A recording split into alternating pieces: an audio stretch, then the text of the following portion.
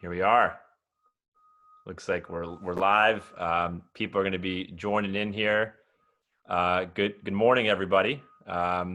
Excited to welcome you all to another Naturally San Diego programmed event. As always here in Naturally San Diego, we're doing our best just to bring relative content to the community, the San Diego community, and trying to monitor how the landscape's evolving and just bring really solid information to the table so we can all digest it and do a bit better in our businesses.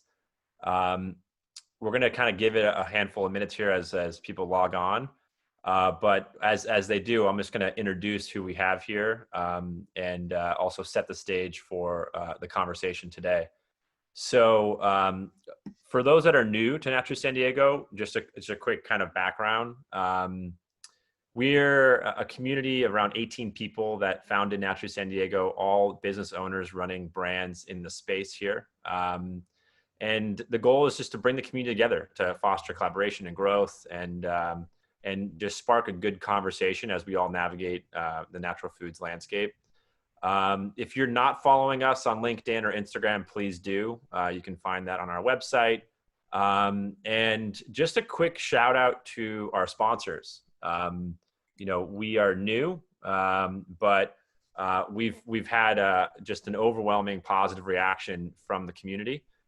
Jessica, if you don't mind throwing up the sponsors, we can just give a view there. But we have over 25 brands and partners that are helping grow this community. And, without them, this wouldn't be possible. I always like to shout out, San Diego is actually a powerhouse in the community. There's some brands here that I think people don't realize that are based in San Diego. We got Perfect Snacks, we got Suja, we got the Epic Dr. Bronner's, Kashi, Chosen Foods, and Upon a Farm. So just an amazing list of brands here, and this is growing. And so San Diego is a hub for the natural foods community and a growing community at that. So really just proud of the San Diego group here and thankful for everybody's participation. All right, let's kick it off. So we're going to do a little different today. You guys see some folks on the screens here. We got Smári from Smári. We also got Jared Schwartz from Honey Mamas and Mark Samuel from Iwon. To do justice to every one of their stories, we're not going to do a traditional panel. We're going to do a one-on-one and really encourage your guys' comments and feedback. And the one-on-one is to talk about each one of their capital raise journeys. The journey has been different for every brand and no brand's alike. The capital allocation and the capital efficiency is all different. And so we're going to go one-on-one. And I really welcome you guys to chime in with questions. And it's going to be an honest, open conversation. And everybody on this call is just a solid person with a great brand that's growing. And I think it'll provide some value.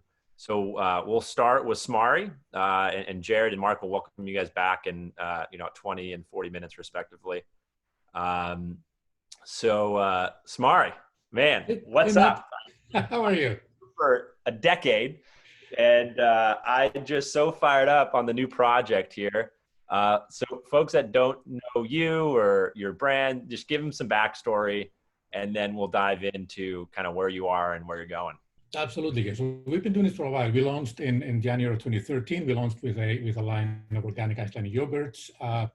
Grew really fast. Got into some challenges mainly due to ingredient cost and organic. And so we decided that an organic yogurt wasn't in the cards for us. And even to launch, it was such a competitive market that we've been doing for a while. So we decided to pivot, do essentially the same product in a different format. So we launched a high caffeine, high protein, ready to drink functional coffee. And so we launched that in the middle of last summer. Then as COVID hit, we decided or it became clear that we'd had to be as capital efficient as we possibly could. And so we pivoted away from traditional retail and into direct to consumers. And so we launched on Amazon in early June, and we launched on our Shopify site in the middle of July. So brand new towards direct to consumers and navigating all of that, and so it's been fun.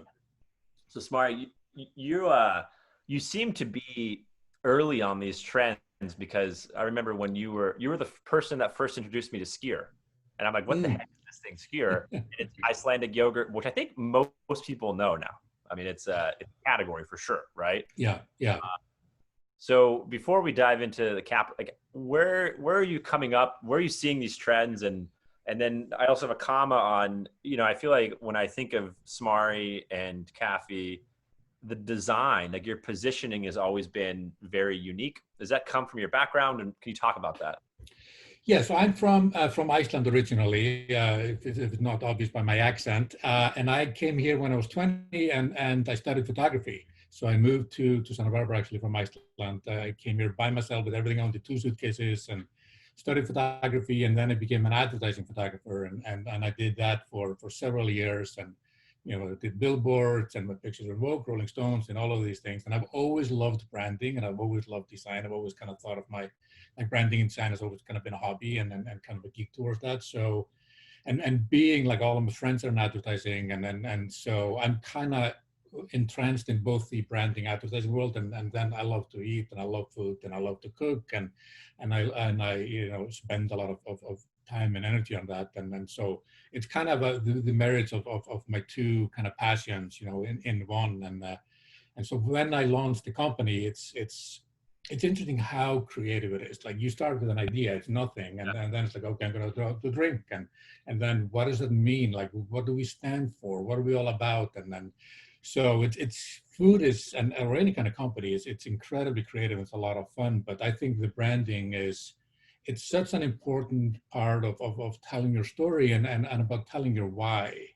We're all in functional foods, right? And for us, it's really important, the functionality.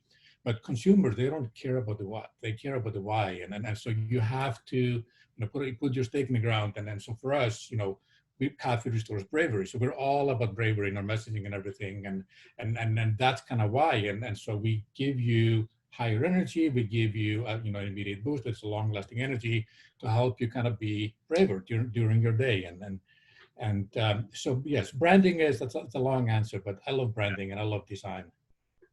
And how have you, I mean, you're unique because you kind of started in this yogurt category and you're evolving to RTD beverages. And when was that seed planted? And how long did it take for the beverage to actually materialize out? And the history is littered with successful brands that have done this, right? Like they start with one product, they evolve to another product. And yeah, what's that timeline like? And then when were you like, yeah, we're going to do this? So it kind of, so we started with the yogurt a couple of years after Japan, it took off like a rocket. And I was like, skyr is so much better than Greek yogurt. We can do that. And my thinking at the time was that people were going more towards organic. That was a mistake. People have gone away from organics a little bit, kind of sadly, and the cost has been more of a factor than I anticipated it would be. And so we grew really fast. Then it kind of plateaued. Then plant-based yogurt came on the market and started taking shelf space from organic. And then we were with the decision, like we're not going to be able to grow with an organic yogurt. What do we do? Do we launch a non-organic yogurt, or do we do something else where it's the same type of product? Saying that plant-based yogurts took share from organic yogurts, so the consumer's mind said that plant-based is just as good if it's not organic, but it's plant-based. Wow. Exactly. Yeah. And so for us, we wanted to. We saw that yogurt was so competitive, and it was such a hard market at that time, and margins were such a challenge. So I was looking into something that had was similar product, high energy, low sugar, delicious, and it kind of everything just kind of led me towards drinks, and it took me 2 years to develop. It was, I don't know if you've had coffee, but it tastes just like a coffee, from your favorite coffee shop. It doesn't taste like a functional drink at all, and that was hard. That was really hard to make something that's delicious. Usually companies, they will just add sugar to, but we didn't want to do that, and so we launched a year ago. So essentially 3 years ago was when I started in earnest working on the formulations and everything. And then when did you start thinking about capitalizing that business, right? And you're unique because I think a lot of folks go the friends and family venture route, and I think you've had that experience as well. But you chose to do a WeFunder campaign. So a handful of questions there is, what is WeFunder? I don't think a lot of people know about it. And then also, why that platform? There's Circle Up, there's Kickstarter, there's so many others. How did you choose the platform? And then how much time went into creating the content for the platform, and how do you leverage that in today's world? Yeah, absolutely. So we've done, yeah, we started with friends and family. Then we had, mostly family offices, and that have, invested in us, throughout time, and we've raised a few $1 million. We started fundraising around December, January, February is when we started it. And we were going kind of for the same kind of fundraising as before, and you do that via accredited investors, and those are people that have enough assets that they can invest in companies like ours. Then COVID hit, and the word was, the answer was the same from everybody: we're going to wait and see. We don't know what's going to happen. And that's when we started looking at earnest into crowdfunding. And crowdfunding is where you can advertise the round. And so you can go out and tell everybody that you're raising money. And the minimum are much, much less. For us, it's, $250 or more. And anybody can invest. And I believe the cap is maybe $7,000. If you invest more than that, you have to be accredited. And so it is it's a game changer, especially right now with COVID, when, people that are wealthy, maybe they're not as wealthy as were before, depending on where they had the money, or they're just kind of more skittish. And so for us, it definitely was the right time in this, in this area. We've done Circle Up before, and so Circle Up took off. I believe they don't have the marketplace before, but they used to have, kind of a crowdfunding platform, but it was for accredited investors. And so we did that for 2 of our rounds. So we kind of knew what was acquired and what you need to do and steps to take and do that. But it's WeFunder, we like the folks there a lot. It's a solid group of people. I don't know if the platform is as important and what you do with it. Interesting. Because it's all about, and it's a lot of work. And then you are, you know what's involved in marketing your product. Like, this is exactly as much of a work, but they don't translate to each other, because it's a different proposition for somebody to be investing in you than, somebody buying the product. So there's a little bit of crossover, but it's as much work to market the crowdfunding as it is to market the product. And are you getting, when you went down the crowdfunding, WeFunder route, and you've done the venture, are you getting questions like, trailing 12 to valuation, and is it revenue, or is it all about product margin? Where is the WeFunder investor focused at, or is it more of the inspiration of the idea, or are they getting into the nitty gritty? I think the majority is, hey, this looks like a cool product. This is something that I would buy, and it looks like you guys are going to do well. So it's definitely more aspirational. It's almost like, they'll become your super fans. So there is, once they invest, you basically have an ambassador that, has a financial stake in you, but they're not nearly as deep dive. We have to give them all the financials and everything. That's all on the profile, but they don't go nearly as deep into us as accredited investors do. Right. Yeah. Have you already found that to be true, that the initial investors, because I think you've raised, I think it's like $100 and something thousand on WeFunder, right? You found that those people are already advocating for the brand and posting and sharing, and some of them are. I keep asking them, and maybe I'm asking it the wrong way, but some of them are. Share that. Yeah. Yeah. If you're listening and I see that Girish, hopefully I'm pronouncing your name correctly, is an investor, Girish, go and promote us and tell everybody that you're investing. For me, yes, they are. And I kind of say this jokingly, like I keep asking our customers to spread the word, and it's really hard to get somebody to do things for you. Yeah. But definitely, it's great, and they are also, they'll tell me what they don't like, which is so important. Like, I have an idea of what's working and what I'm doing about people work, but what do I know? I don't know anything. Yeah. And so we have a direct link to, it's about 100 people that, they all have my email address, and they'll tell me what they like, what they don't like, and so it really is. It's the more I do it, and it's a ton of work. Yeah. But I'm kind of really falling in love with that method of fundraising. And how does valuation work on those platforms, right? It's a bit different when you're raising from private parties and credit investors. You kind of agree. How does that work on WeFunder? So yeah, it is. There is definitely there's more elasticity in terms of pricing around, for that. But you still have to be careful. Once you've set the round and you go out there, you can't really change it. And so if you set the valuation too high, nobody may come in. Yep. That's the same as if you're fundraising with accredited investors, you set up a price and you start talking to people, and if they all go, "You're crazy, this is never going to happen," then you lower the price, and there's kind of an established way of setting prices, and so once somebody comes in with $100, $200, $300,000, that's the price, and then people will come in at that price. It doesn't work that way in crowdfunding. It's more of a, hey, this is what I think I do. You put it out there, and either it works or it doesn't. So what did you set? Is the valuation public on the profile? What did you set? It is. So we set. So we're raising a convertible note, and so we did that both to protect ourselves and to protect the investors, because we're literally just launching. We don't know what we're going to do exactly. I mean, we have our aspiration, we have the plan, but with COVID, we don't know how long it's going to last, and so there's a lot of unknowns. So we're giving we have what we think is a good valuation.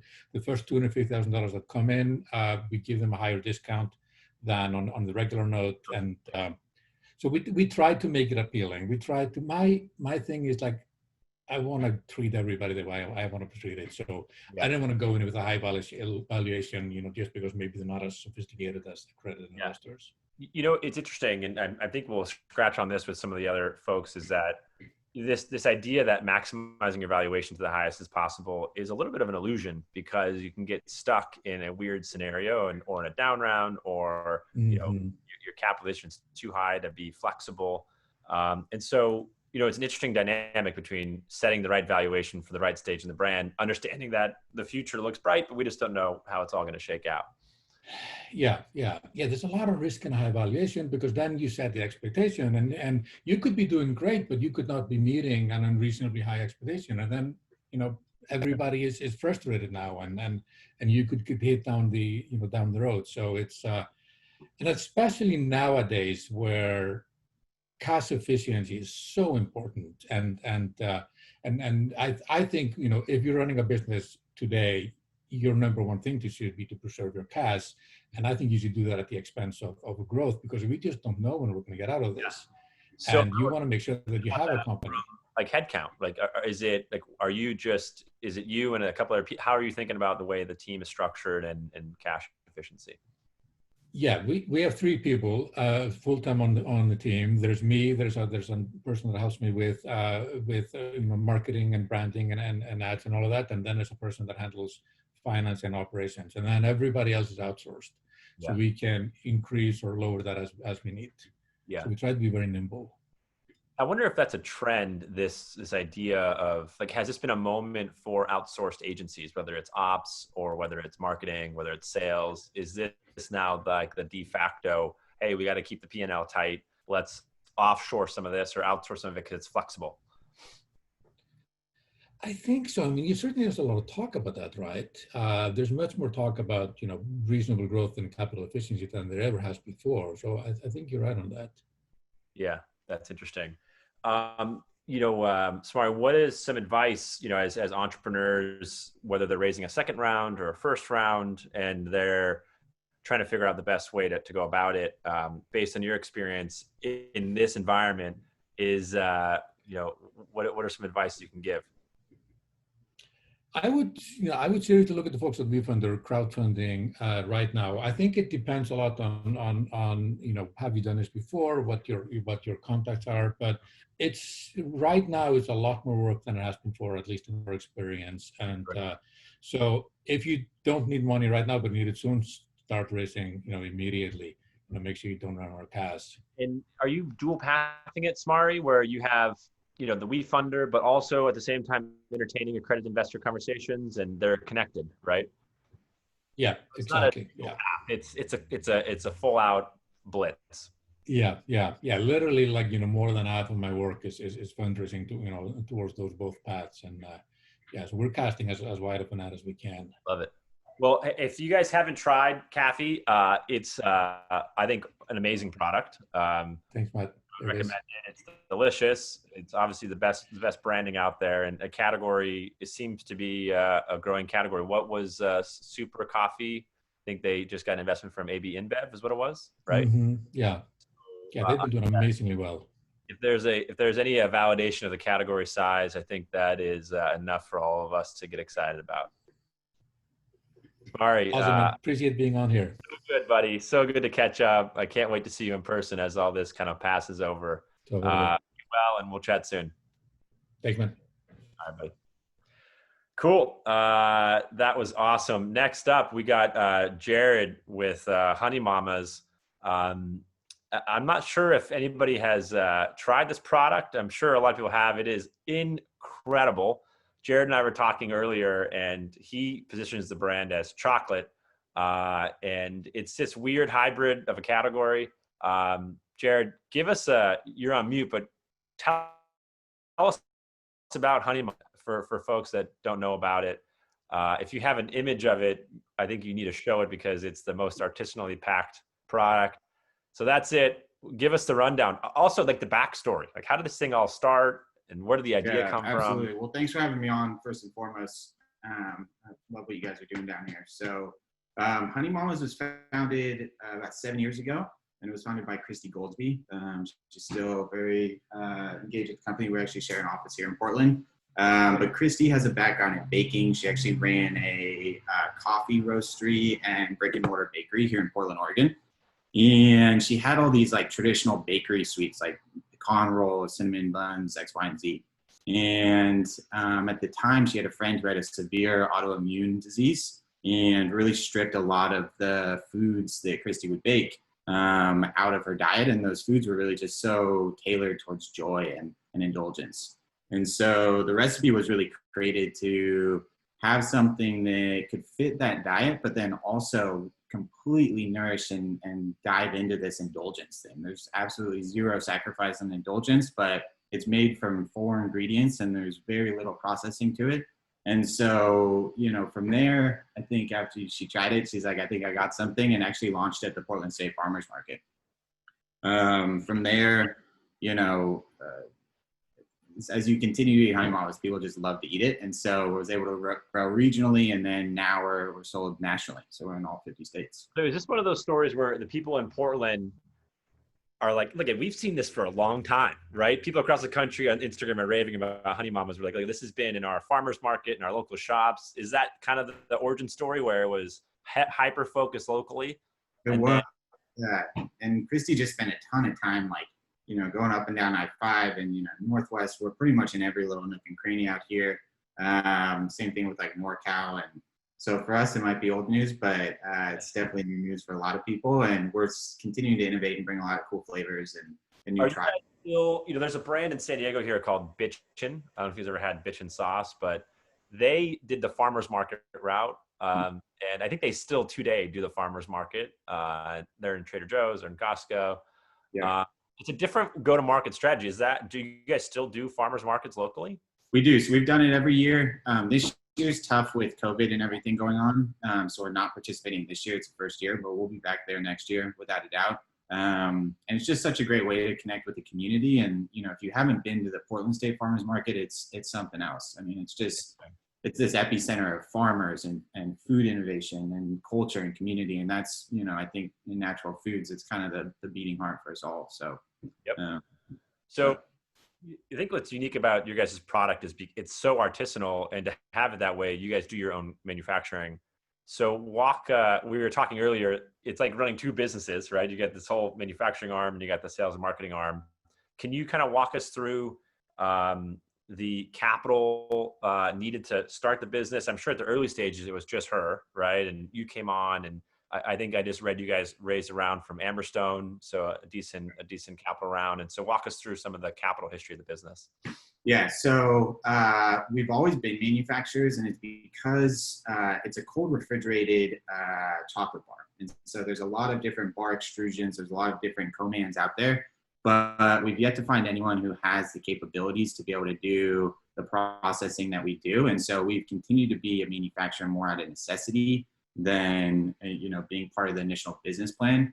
I think now, it's just super important with everything that's going on. We really get to control quality, our inventories. We employ a lot of people here. I've got about 35 people in manufacturing. And really, especially through these turbulent times, it's been a huge value add for us as we're just really, really attuned to what's going on. But manufacturing is also very capital intensive. So, Christy did an early seed round in about 2014 for about 125K, which helped her move into her first kind of space. Yeah. We're now in our third space, so we've continued to evolve and grow. And so we've been able to do that through, just running a pretty capital efficient business. We've done a couple of convertible notes from local, angels here and a couple of different Food Network people, but really just been super focused on capital efficiency over the last 7 years. And, I think through those first 7 years, we're probably break even cash flow standpoint. Wow. So it's been self-funding, and now we have just raised around. So we're starting to step on the gas a little bit and seize the day here and really get Honey Mamas to more people. So I think that this story is why I love having you. Is it's so unique, and it's relative to today. Is I feel like there's just pressure for a lot of early entrepreneurs to say, I got the idea, I got the concept, it's on a PowerPoint, I'm gonna go raise some capital. And it's easy to forget that there's brands like Honey Mama that were 5 years in the making, really multiple convertible notes, small early round, and then your first actual, larger round. Was that public, the round size? Could you speak to that? Yeah, so with it was about 4.5 came in from Amberstone, and then the total round came to about 5.8 with the notes converting as well.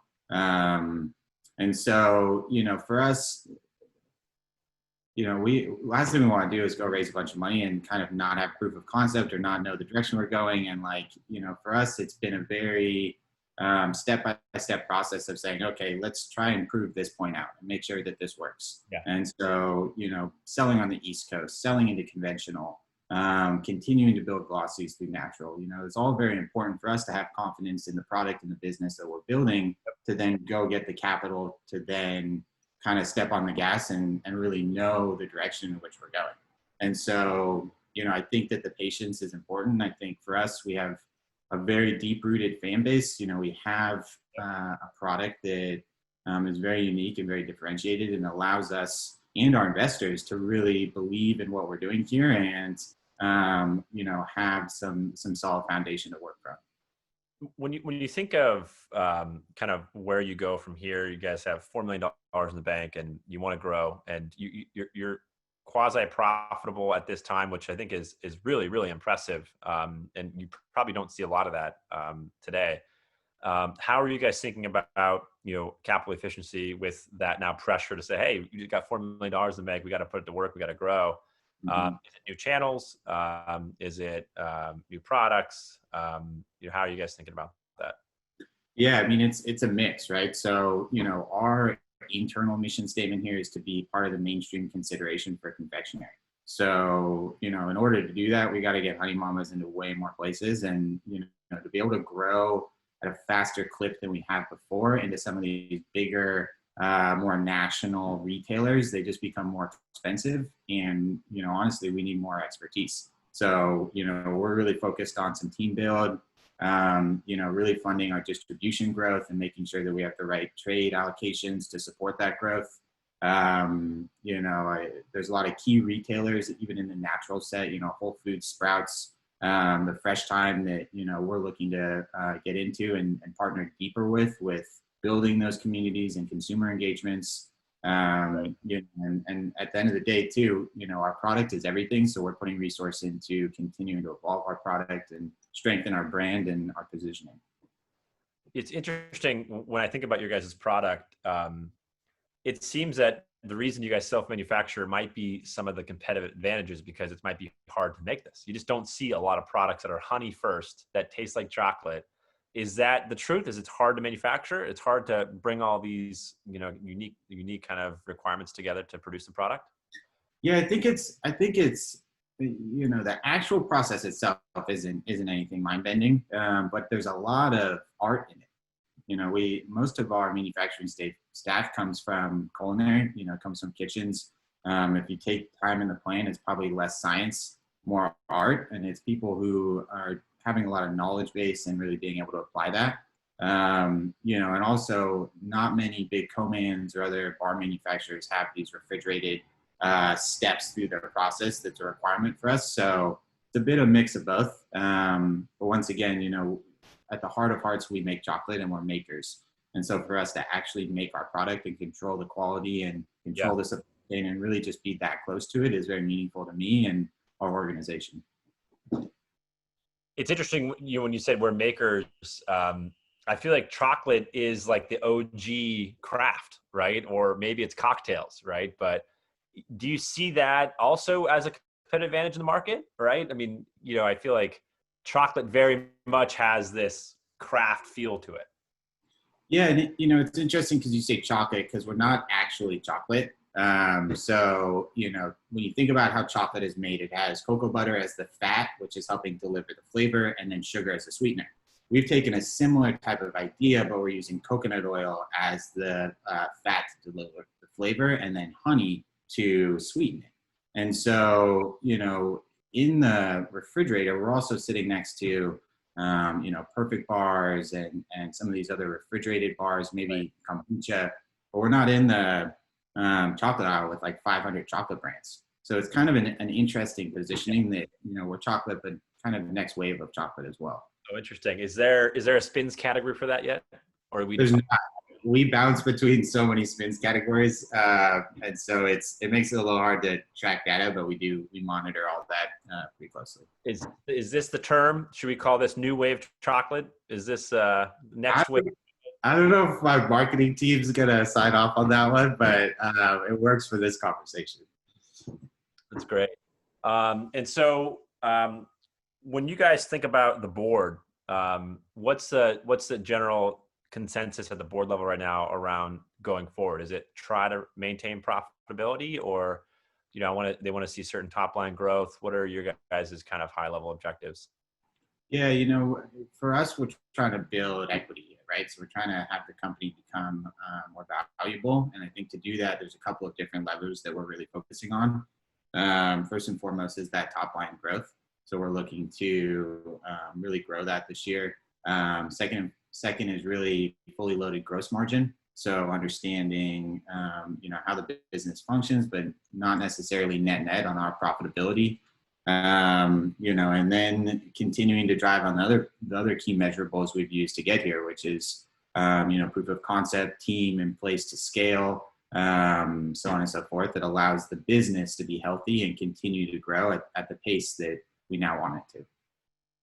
Jared, there's a great question from one of our audience members, and I think it touches on this idea is, being mainstream confection, but also being refrigerated, and that dichotomy of how do you go mainstream but stay in the refrigeration section, and what are your thoughts on that? Like, I guess the inclination is that the refrigerated section will be mainstream, and how do you guys think about that? Yeah, I mean, we got a lot of work to do, right? So that's like the very end goal that we're trying to keep in sights as we make decisions daily. But I think as you look at the evolution that's happening within stores and consumers, people want to have something that is good for them, right? There's this whole shift of shopping on the perimeter, looking for fresh ingredients that are not packed with preservatives and all this junk that you can't even read. So, if we can help pioneer that and help champion those refrigerators to get into more mainstream, we'll take that on and really be happy to be a part of the process. It's definitely a pretty tall task, but, I think if it's not tall, why are we aiming for it? Yeah. And then high level, without giving specifics, like, do you guys want to, what's your revenue goals? Are you guys, what's your horizon look like over the next couple of years, and where would you guys like to be?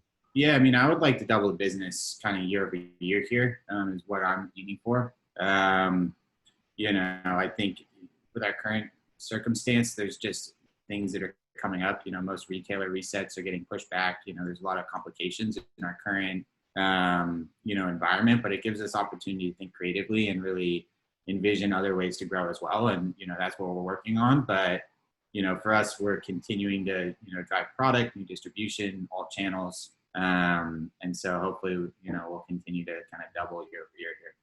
And remind everybody, so if they haven't tried the product, so where is it available? And then how many SKUs? I know you guys have a lot of SKUs. I mean, yes, 9 SKUs altogether. It's in natural specialty retailers across the country, natural grocers, Iwon, the Fresh Market, and some conventional Wegmans, Fred Meyer's. We have a store locator on our website that's up to date, so you can check it out there. Locator? Nobody has an up-to-date store locator. Is it Destiny? What are you using? It's Destiny, so it makes it easy. It's all connected through. And then what's the price point people should expect to see? I know it's kind of all over the board, right? I've seen it at some specialty shops for like $7. Yeah, I mean, our suggested retail is $5.99. So in this bar, we say there's 3 servings. I'm kind of more of a 1 serving type of guy, kind of eats it. But there are 3 servings, and it helps you portion it out a little bit. And so, yeah, $5.99 is what you'll look for in most retailers. Yeah. And Jared, because you've been on the team for a bit, I think you went from general manager to CEO. You've kind of seen the business evolve, right? And now you guys have, $4 million from great equity partners. What is some advice you would give to people that are kind of getting started now, whether they're at the PowerPoint stage or, getting the farmer market stage? You've seen a unique story here, right? And it's still yet to be told, but it looks like it's on the right track. Yeah, I mean, I think first and foremost, it's patience. I think being patient and through our fundraising journey, you asked how it's changed in the COVID landscape, but we started this process 2 years ago. We went out and talked to,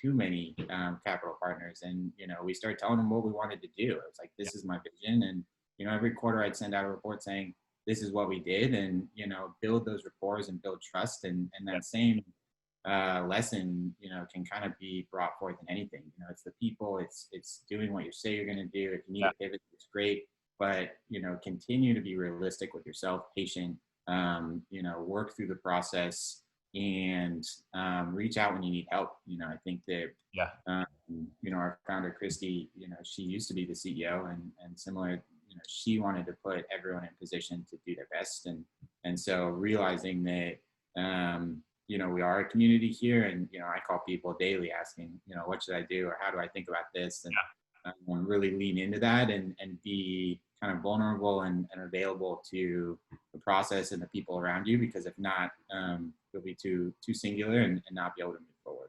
It's so interesting because I think you encapsulated this comment. It's a marathon, not a sprint. And there's also a similar comment where it's a 10-year overnight success, and people see things like Perfect Bar and other brands that have done well, but forget that there's 15 to 20 years of blood, sweat, and tears before you even get to like maybe even a capital raise or an M&A event. So just a reminder for anybody that's, getting down or beating themselves up that, it's a constant all out effort. And I love seeing those wins come through, right? That effort be rewarded. And I think when I see your guys' product, I think it start with a freaking phenomenal product. I mean, I'm excited for you guys. Really excited. I'm shocked that you're not in Whole Foods. I mean, how not in all Whole Foods? I mean, no, you're in 2, right? Yeah, I would be like the perfect retailer for you guys. We're working on it. So hopefully we can get some next year. Yeah. So, everybody on this, send a note to Whole Foods saying, hey, can I get Honey Mamas here? I love it. It's good talking to you, man. Really good to catch up. Really excited for you guys. Keep killing it. And thanks for being on the panel. Yeah, appreciate the time, and yeah, talk to you soon. All right. Thanks, Jared. Okay. The last but not least, I tell you, I am so excited about Mark. I think people here are already probably familiar with Mark. I think he has the most successful LinkedIn video show on the natural foods community. He is no newbie to this process. I told Mark that he might be interviewing me, and it's going to go back and forth. We'll see. But Mark, really excited to have you here to share a bit about the brand and your experience. Thanks, man. I appreciate it. Thanks for having me. So Mark, I did a bit of research, but you were successful in selling meal kit coolers, right? Like these bags that allowed people to have meal plans. I mean, what's the backstory on that? Well, let's not get too crazy here. Don't start painting the success story around things. I sold bags, yes. Success is one of those things, right? It's looked at differently by many people. The last couple ventures that I had founded were in what we call meal management. I had invented a travel bag in the meal management space. So basically it started as an oversized cooler that had independently accessible meal trays within it. That was over 10 years ago. And then after that company, I had gone on and started another one in travel bags for the fitness health community, and then had created another line of meal management bags within it. I'm just curious, like, where is that industry today? I feel like there was a thing where everybody was meal prepping, putting 7 days a week in the fridge, and they had, I didn't know about the bags, but it makes sense to have a bag for it. Has the Freshlies and the Sun Baskets completely killed that, or is that still a thing? Well, we've been hit with this thing called COVID, so I don't think anybody's even leaving their house today. But without that, we had just one of those things where we had invented the concept of a bag that organized your meals. And we had pointed it directly at the fitness market. At that time, really bodybuilding was still heavy. CrossFit was starting to come into play, and the idea of managing your meals was being talked about. So it was like the perfect timing as what you would need with business. So it had sparked a rage, and it had gone on for quite some time. Millions of bags have been sold since then. And I believe it's probably slowed down at this point. But if people were getting out there or starting to get back out there again, I think it will be recreated again. And when was the seed planted? I think, to me, I can draw a very clear line to, hey, I've always been in the business of providing nutrition to people, whether I'm facilitating it via bag. You've always probably been close to, you seem like a pretty fit guy. Where was the seed planted for the need state of Iwon, and how long ago was that, and where are we today? Yeah, so that was towards the tail end of FitMark was the last bag company that I had. I had just seen a void in what I would consider the savory side of snacks that were going to be higher in protein. I wasn't sure it was going to be a protein snack, right. Even though we've labeled it as such. The bar market, as the rage of the quests were happening, and that market was just taking off. And so I thought there was a need for a savory side to that category. And so that's how it started as far as the idea. And so really it was less format in the beginning. It was more higher level. It was savory and protein, and then trying to marry the right format. Yeah, it started with the idea of it being a chip, because that just made the most sense. Yeah. This was actually, timing wise, again, I brought them up before. I'm a fan of Quest and what they did as a brand in terms of building. The chip that they had put out, what I'd consider the first real protein chip, hadn't been put out yet. Yeah. I had the idea, it just so happens, again, timing wise, literally months before they had released it. So it was either going to be a stop or go moment for us. And in the particular case, just being forward, there was feedback on their original iteration, and you could look it up in history, of course, right? Go to social media. There was not a lot of fanfare for it. So it was a go moment. It was more like, all right, we need to step on the gas. And, you know, to be forthright. Where you already had a product? Did you already have like a package and a brand and you were like, we're going to do this, and then Quest comes out with their chip? It was far enough along where I knew that we could just go at that moment. Wow. It had been put together. And so, you know, and again, to be fair, ours wasn't that much better out the gate. It was too high in protein. I was discovering, what is this food and beverage arena going to look like? Taste and texture is so important. But yeah, it was a go moment once we discovered there was still an opportunity. Right. And correct me if I'm wrong, but you guys don't make chips today, right? You're sticks and circles and puffs, right? Correct. Sticks and puffs are our snacks. And that was basically in middle of 2018 is really when I look at that and say 2018 was really when we got this thing running. And those are the two snacks that we have now. And those are the two snacks that are going to take us into the next phase of the business. That's so interesting. So can you now kind of connect the dots on, hey, this great idea for a protein chip, Quest seems to launch and it's not having great reception. This is an opportunity for me to go forward. And is it at this point you funding the business? And then when do you put more capital into the business and then move to sticks and like, what's that look like? Sure. We had raised a little bit of money out, in the beginning of it, as we were moving out of the bag business, going into a snack business, raised a little bit of money to get it going, continued to raise, a little bit of money, again, family and friends.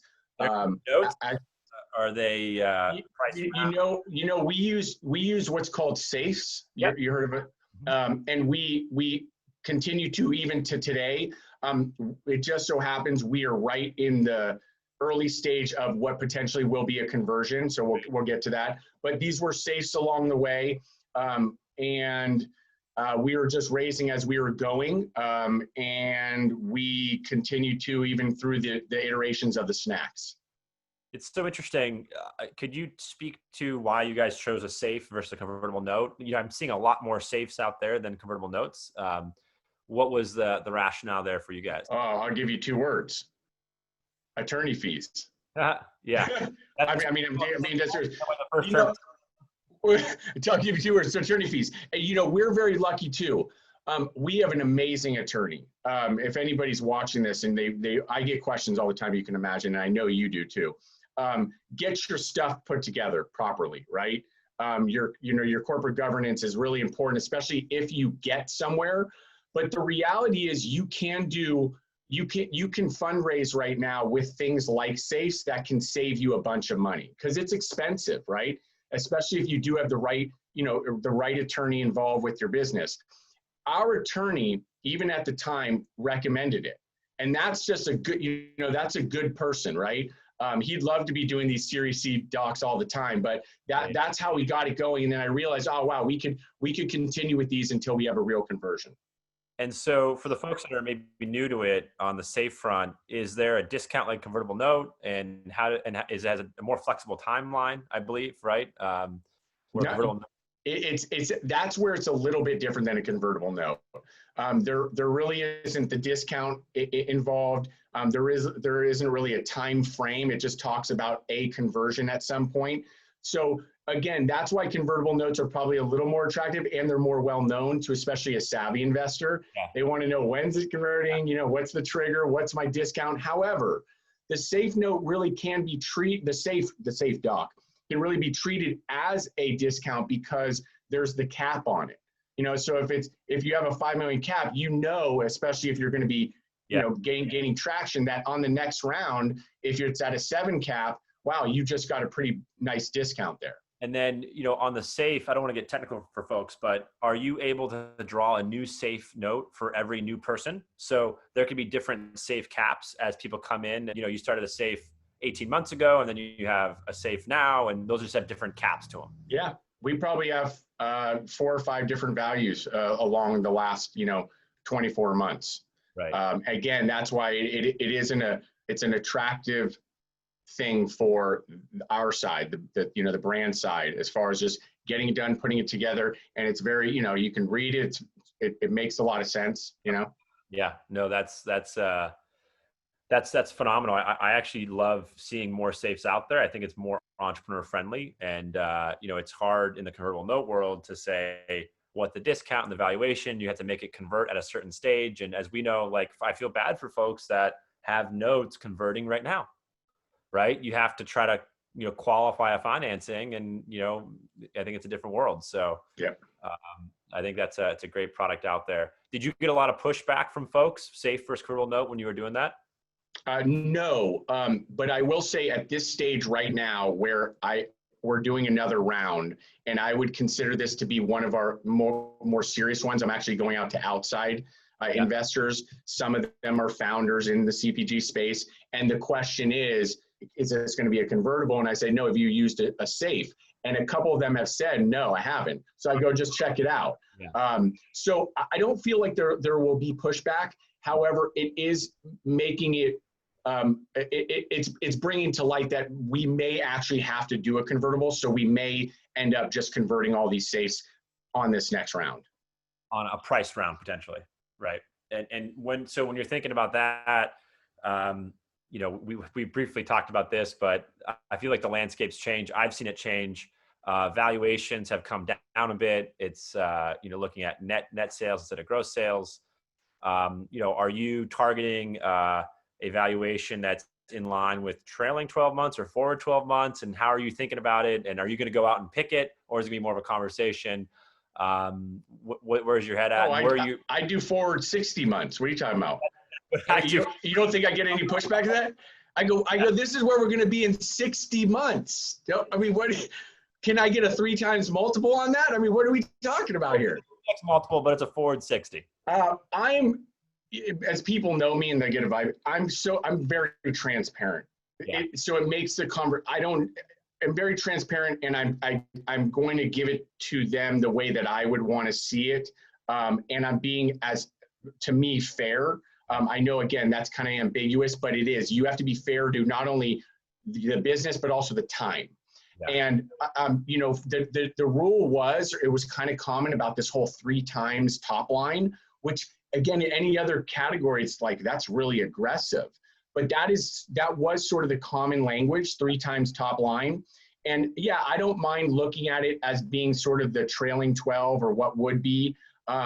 I think that number does come down a little bit. I don't think it's necessarily 3 times right now, and you have to be kind of fair to that, and fair to the situation, fair to the where we're at right now. So yeah, and how great, it's a great segue, and I think that's right. And from my experience, every single investor we had in the Barnana front, I think that I've always looked at them as equal partners in going down this journey together. It's not a give and take, and everybody's doing this together. And I think the fairness is how you have to treat it, right? And agreed. As anybody would know, first off, when you're raising or you're taking in money, it's what somebody's going to pay. Yeah, that's right. I mean, right?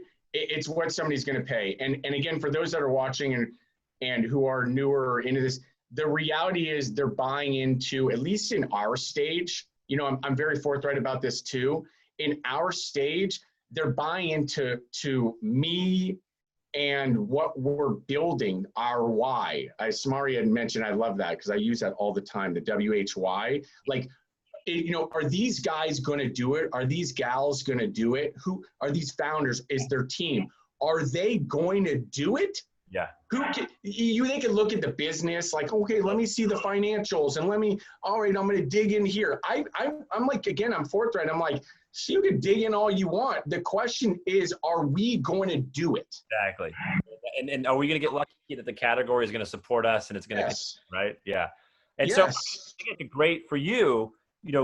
I feel like I don't know a lot about the brand, but I feel like I know the brand. I've seen the product. I've seen you, right? You're doing it. Where is the business today from a channel and then what's the strategy? Is it, cause I feel like I remember reading you guys went Vitamin Shop first. Yes. And where are you guys now, and what's the channel strategy? Started nutrition supplement because, again, ours says protein. So those consumers like we're athletes, they get it, right? There's no education needed. And then our big channel move, which was planned, was going into natural and conventional.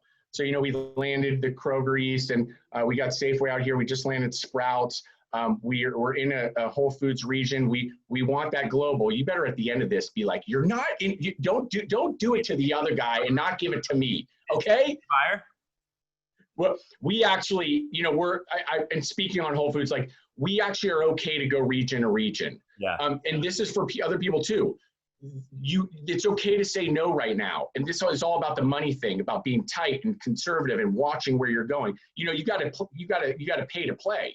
So we're okay to sort of walk down some paths. So we go to natural and conventional with our 5 ounce and just tell the story. Keep telling the story and bringing in. I always say we are a health and wellness platform because I'm into this. You and I, again, we could talk outside about just living the lifestyle. We're a health and wellness platform. This is all about balanced nutritional profiles. That's our snacks. That's it, period. And that is what we're going to build on for long-term because it breeds into what it is for the consumer, which is long-term sustainable eating habits. That's what I believe in. So. Mm-hmm. And when you guys look at the brand, are you showing up in salty snack? Are you showing up next to chips, like next to tortilla chips or the puffs? Where do you want to be? We're showing up next to Hippies and to Lesser Evil, two brands that I'm a fan of. But at the end of the day, I've got to go take those consumers. I have to go tell us a better story than them, and much power, more power to them, right? Like again, great brands, they've made their way, but we're here to offer what we believe is a better product, better nutritional profile, better tasting. Mark, do you look at that category as bringing function into a set that doesn't have a lot of function? Is that something you guys think about? I think there's more function happening, and I'm a fan of that. And again, being organic and that type of thing, I think that's important. We talk function as, again, going back to balanced nutritional profiles, proteins, fats, carbohydrates. That's how you live. I don't get into the whole other things about diets and this, that, and the other, because I don't need to talk on that. Yeah. I'm a big believer in that, and that's to us is function. And so if more people want to bring more of that to the category, more power to them. Yeah. What's in the pipeline? Is there a tortilla chip or a potato chip? Or is there what do you see as growth outside of distribution? You know what? We are going to stay strong on our puffs and sticks because they're movers, and because of the circumstance we're all in right now. We know that these products can take us into the 8-digit revenue realm. And yes, we have 2 or 3 snacks in our back pocket that have already been created that we don't even need to press play on. We know when we could time them out, but we have a long road map that we've already developed for this brand. And that's what's really exciting about it, is we know that this could take us out 5, 6, 7 years. And that's what we want to do. I love it. And then how about online? You guys have a Amazon D2C? Is there a good presence? Big. Yeah. We create 20-25% now. We hope to push it to 30% of our business is direct to consumer. It's something we focus on heavily. And Mark, I found you because you are so good at LinkedIn. Can you tell other entrepreneurs how you use LinkedIn and how to get on the coveted Mark Samuel show? You just have to put out content. I'll tell you something, just by coincidence, I just got notified that I got approved for live. So they're going to see even more of this. Oh, just going out there. Approval for live? Yeah, I just got approved. I just got the text. And now I have to go play around with that. It's very simple. Yeah. It's just content. You have to stick to putting out content. And then the big piece to it is it has to provide value. I'd say the thing for me is I just have so much experience, both really bad and some good, right? And because I'm transparent and honest about it, and just no fluff, no frills, I think it's providing enough of the value that people are looking to engage with my content. That's my only advice for people. Yeah. And are you spending a lot of time reaching out, or now that you've reached a point in the snowball, are people saying, hey, I want to chat, right? Like you and I connected, I pinged you. I said, hey, dude, we got to connect, right? I'm seeing you all over the place. Yeah, I'm getting a lot of that. I'm getting, people can take this too. I'm getting inbound leads now, even for distribution. I'm serious, and that's pretty cool. Like I'm literally getting like, hey, we want to carry you, coming to my private messages. But those aren't as cool. I'll tell you this, And in closing, those aren't as cool as the ones that are from personal, just people I don't know who send me messages to say, I've been reading your content and it's helped me. I mean, like, that is my why outside of all the stuff that we're doing here. And it feels good. So. Well, I got to read a comment. It's a great way to end a really awesome morning. This O.R. Rozensky said, the Gary V of protein. You got some big shoes to live up to there. I'll take it. I'll take it. Without the foul, I don't use foul language, or at least I try not to. Yeah, that's awesome. Well, really good to have you here, Mark. I'm really excited to track the Iwon journey and success, and excited for you and the brand, and wish you all the luck, and keep doing what you do, man. You're doing a great job. I appreciate it, and thank you to you and Jessica. I appreciate it a lot. Yep. All right, everybody. Thank you for participating, Mark. Great seeing you, and we'll be back with some more content shortly here for Naturally San Diego. Everybody have a great Friday.